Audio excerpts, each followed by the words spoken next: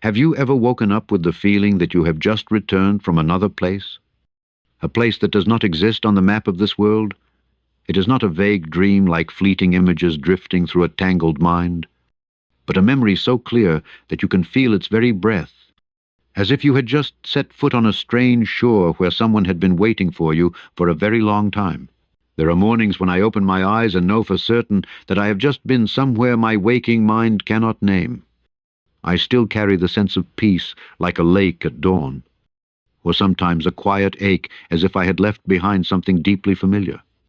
People are used to thinking that sleep is simply the time for the body to rest and the mind to sort through the clutter of the day. But if sleep is a bridge, and each night we walk across it to come closer to another world, then every idea of who we are and where we live would have to change. I have come to realize something simple yet hard for most to accept, that the moments you think are just dreams may actually be times when your soul is going home. There are encounters in dreams that leave a deeper echo in us than any conversation when awake, hugs that make you burst into tears, eyes that carry absolute understanding, and landscapes you have never seen yet instantly recognize. Reason will quickly dismiss them, labeling them as illusions.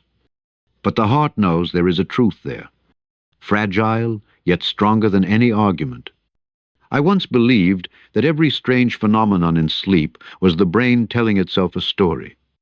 Now I understand there are stories not created by the mind, but by a deeper part of us wanting to remind us of something, like when a song suddenly plays in your memory and you do not know where you heard it, only that it has belonged to you for a very long time. Sleep opens doors we do not notice, because we are too used to waking ourselves with an alarm clock instead of with questions. We no longer ask where we have been when we dream, or why some dreams feel more real than everyday life. Instead, we assume that what is real only exists where our eyes can see and our hands can touch. But I believe that just as a house has rooms we have never stepped into, this life also holds layers of reality that sleep can take us to. We move between two worlds, yet live with only half awareness of it. Sometimes you wake up with an answer to a problem that has clung to you for months, or with a peace you cannot explain. Do not rush to think it is a coincidence. Those gifts do not come out of nowhere. They are traces of a journey you have just completed in silence. And what amazes me most is that whether we remember or not, the soul still makes that journey every night. Like migratory birds, we carry within us the instinct to return, not with wings but with our very nature. One day, when you wake and feel an unnameable longing, try asking yourself where you have just returned from, and who has seen you off at the door. Perhaps then you will begin to see that sleep has never been just rest. It is a homecoming, and every night you are invited to walk through that door. Whether you notice it or not, there are stories that do not need to be wrapped in mystery to still hold the power to change the way we see the world. A great storyteller is sometimes not a prophet or a scholar, but an ordinary person living a life no different from millions of others. He may live in a small town, attend church every Sunday, work a simple job, and have modest dinners with his family. Yet beneath that ordinary surface is a path that quietly opens every time he closes his eyes. I once believed that to reach deeper truths, we had to seek out sages, hermits on high mountains, or ancient books filled with complex metaphors. But reality often chooses the most humble people as messengers. It is precisely their lack of display, their disinterest in fame, that makes the message clearer. We are more inclined to trust someone who does not seek to be believed, to more willing to listen to a voice that speaks not to conquer but to share. This man, whenever he entered a state of stillness, seemed to connect to a stream that did not belong solely to him. It was not like memory or imagination, but as if he were opening a door to a realm of knowledge untouched by time or distance. There, he saw events yet to happen, new remedies never recorded in books, and even recounted the journeys that the human soul undertakes in sleep. Perhaps it was the simplicity of his daily life that helped him remain grounded when faced with the extraordinary at night. A man who knows how to farm, how to manage expenses, how to value every hard-earned dollar, is not easily seduced by illusions of power or transcendence. The message he brought did not stem from a desire to create a doctrine, but from the wish to help each person who was suffering or lost. He did not claim that what he saw was meant to replace anyone's faith or personal experience. On the contrary, he saw it as an extension of what we already know deep within. This made me realize that great truths often do not arrive like a lightning strike shattering everything, but like a small stream slipping quietly into what we are familiar with, making us gently lean in to listen. A true messenger does not stand on a high stage, nor demand that we instantly believe their words. They simply place a fragment of a mirror before us, so we can see ourselves from a perspective we have never seen, and when we look into it, we begin to realize that the world is larger than the limits we once thought were its final borders. The stories he told were not embellished to please the listener, nor emphasized to impress. They were told with the simplicity of someone who believed he was merely passing along a message. That is what makes those words unforgettable. For when a message carries no trace of ego, it finds its way deeper, into the place where the heart and soul keep what is most precious. I believe that within each of us is the potential to be such a messenger, if we are willing to let go of the hunger for recognition, to live an ordinary life, yet listen to the extraordinary when it knocks. The world already has enough loud voices seeking attention. What it lacks most are gentle voices, speaking truth, as if recounting something completely natural. That humble messenger reminded me that sometimes, to reach the deepest place, we only need a heart still enough to hear, and a faith strong enough to carry what we have heard and pass it on to others, intact and unaltered. Each night, when the eyes close and the breath slows, there is a moment when we step through an invisible threshold. No one can see it, and most of us do not remember crossing it. But I believe that door is real, and it opens into a realm that the waking mind cannot reach. We often think of sleep as an empty space, a pause between 2 days of living. But in truth, it is more like a hallway connecting two worlds. In the moments when we are not conscious, the soul continues its journey. It leaves the body like a guest, leaving a temporary house to return to its true home. The cord that connects the two sides is not made of metal or fabric, but of a delicate yet unbreakable light. If that cord were to break, we would never wake again. But as long as it remains, we return each morning, carrying fragments of an unfinished story. I used to wonder why some dreams leave the feeling of having just come back from a visit. Not every dream is important, but some carry the scent of distant memories. Places, never visited in this lifetime, yet strangely familiar. Perhaps they are the result of the soul passing through that forgotten door, into realms that once belonged to it. It is a pity that we so often wake and let those memories fade like mist. We have learned to measure everything by sight and touch, forgetting that some things can only be felt with a deeper intuition. This door does not distinguish between those who believe and those who do not. Everyone passes through it, from the child asleep in a mother's arms to the elder, worn thin by time. The only difference is that some go through unconsciously, while others cross with awareness and a readiness to receive. That awareness is not the alertness of open eyes, but the openness of a heart that knows life is not confined within the four walls of the present. If one day you wish to remember the journey beyond that door, begin with preparation. Just as a guest entering a fine room must wash their hands and straighten their clothes, the soul too must be cleansed of heaviness before it travels. Let go of resentments, quiet the noise of thought, and allow your mind to grow still. Then, the passage through the forgotten door will become clearer.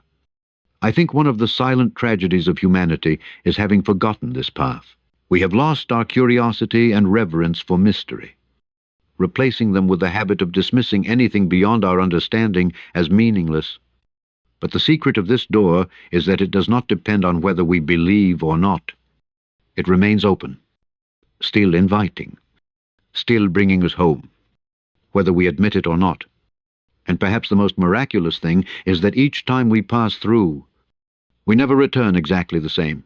Even without remembering, the soul carries back a little light, a little peace, or an answer we did not know we had found. Like seeds clinging to the hem of a traveler's coat, then taking root in the garden at home, the gifts from beyond the door quietly transform our lives. That is why I believe there is no night without meaning. Each sleep is a journey, and each journey is a chance to reunite with something that has belonged to us since before this life began. And every time we open our eyes to greet the morning, perhaps we have just returned from our true homeland. Through the door we had long forgotten. There is a land that lies between life and whatever awaits us after. Not entirely belonging to this world, but not yet stepping into eternity. I call it the Borderland, where all boundaries become as blurred as morning mist over a lake. Here, space seems to weave itself according to the memories of the one who enters. For some, it is a summer garden, scented with white daisies.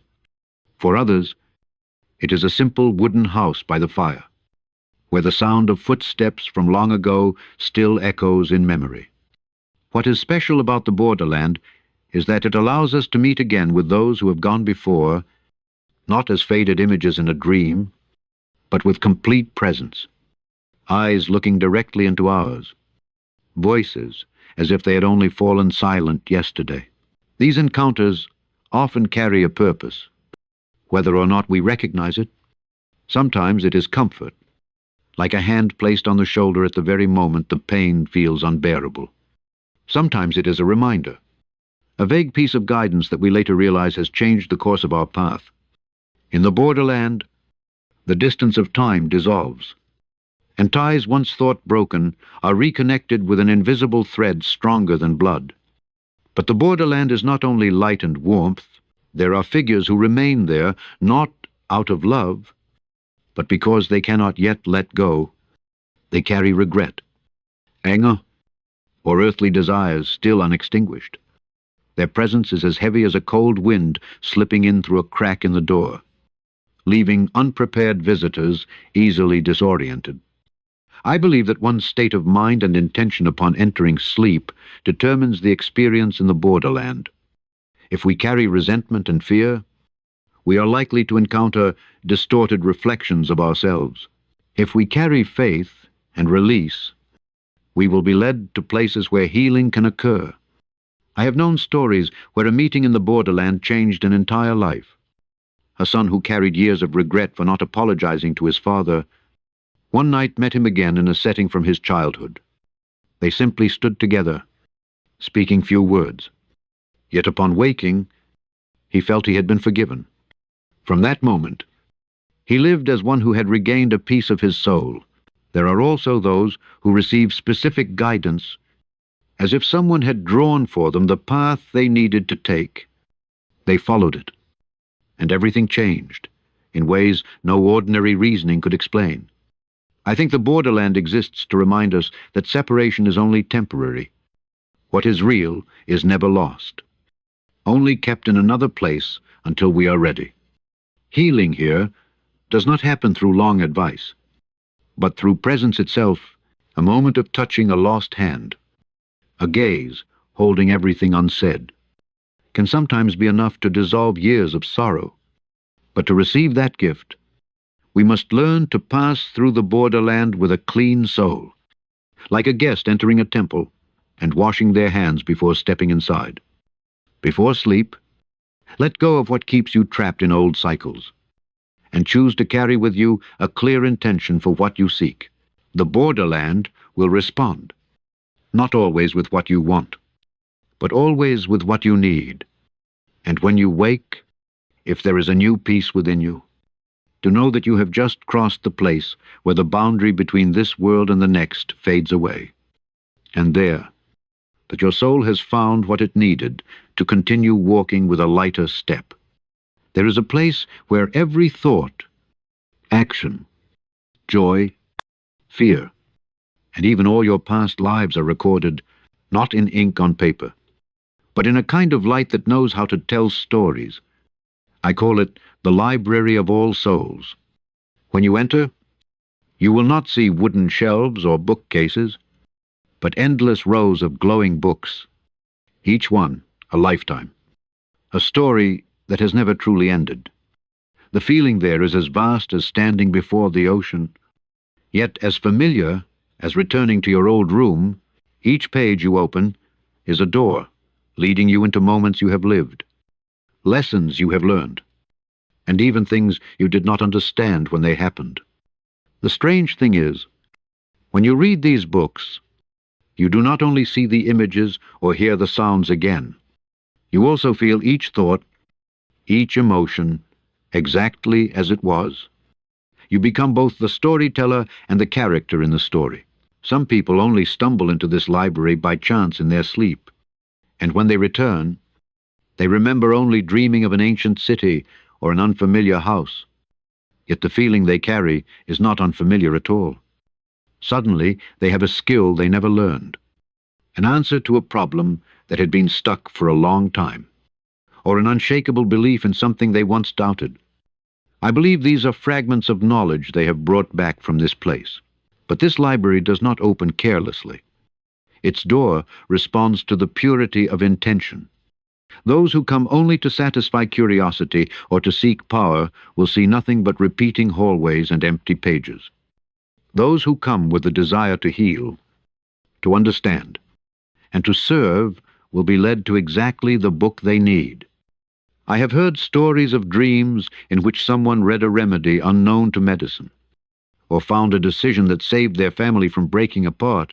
When they awoke, they carried not only the information, but also the certainty that they must act on it. And the results later confirmed that what they saw was not an illusion. The Library of All Souls does not only store the past, it also holds possibilities that have not yet occurred. Sometimes, a person enters and sees a part of life they have not yet lived. It is not an unchangeable prophecy, but a path that will unfold if they continue in their current direction. Seeing these possibilities can change a person, like a traveler who realizes that turning left will lead to a cliff, but turning right will reveal a meadow.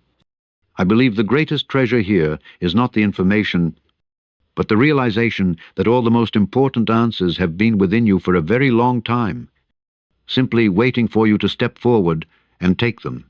This library is not far away. It exists whenever you sleep, whenever your mind is quiet enough to hear the sound of your own footsteps. But to enter, you must release your burdens, like someone who cannot carry heavy luggage onto a fragile boat. Let your heart grow light before sleep. Speak aloud what you seek to know, and trust that there will be a book waiting for you to open. When you wake, do not rush to forget. Write down any fragment you still remember, an image, a sentence, or even just a feeling. They are signs that you have just visited a place where your entire story is being kept, intact, and waiting for you to be ready to read. There is a place beyond all memory and all form, where time does not flow, and space cannot be measured by distance. I call it the source of light, for there every question dissolves into an absolute knowing. This is not the borderland where we reunite with loved ones, nor the library that holds every experience, but the deepest layer of existence, where the soul returns to its original archetype. When you enter, you are no longer a name, a face, or the story of a single lifetime. You are only presence, radiant but not blinding, vast but not cold. All limits, all distinctions of right and wrong, gain and loss, fall away from you like an old garment. This place does not give you explanations, because here there are no questions. Instead, it draws you into a state in which you realize you have never been apart from the eternal source. That feeling is both humble and joyous, like a drop of water knowing it has never left the ocean.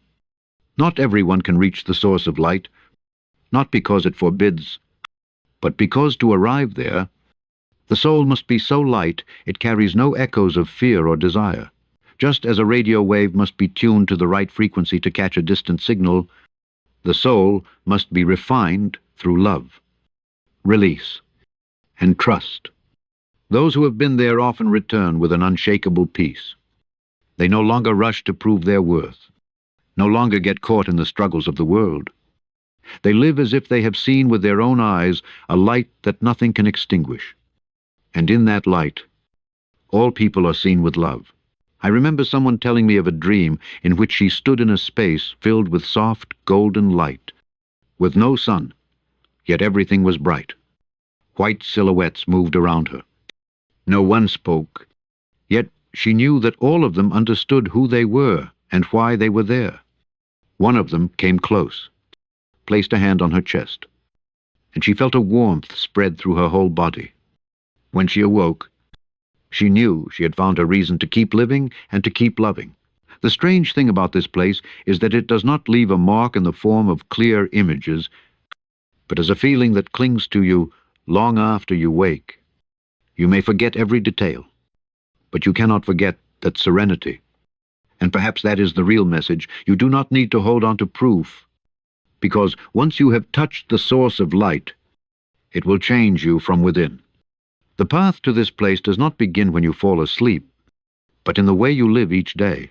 If your mind is filled with harsh words, if your heart holds resentment, then even in sleep you will be held in the lower realms.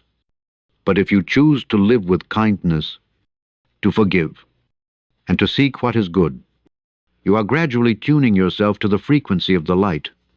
When that happens, sleep becomes a flight, and the soul will know the way without you, needing to guide it. I believe that all of us, sooner or later, will return to this source, for it is where we began, and it is where every journey ends.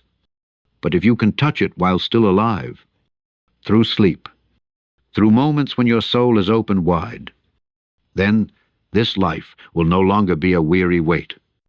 It will become part of the light, and that light will shine back, illuminating every step you take. There are wounds that do not lie on the skin and do not originate from the present life.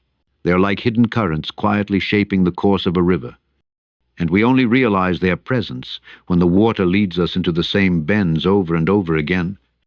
I call this the memory of the soul, or more simply, unresolved karma. They may appear as an unexplained fear, a self-destructive habit, or an emotion that does not belong to the current circumstances, and the strange thing is, sleep opens the opportunity to heal them.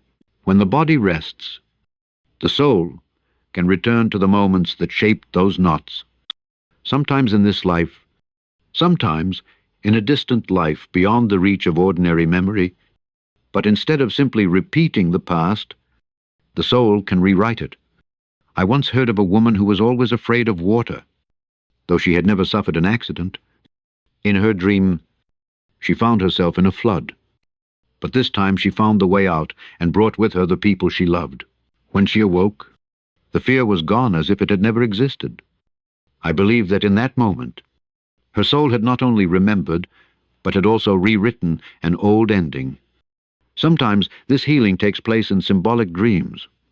You may meet again someone who once hurt you, and in the dream, both of you say the words that were never spoken. You may feel such a profound sense of relief that upon waking, you are no longer bound by the old emotions. This is not an illusion.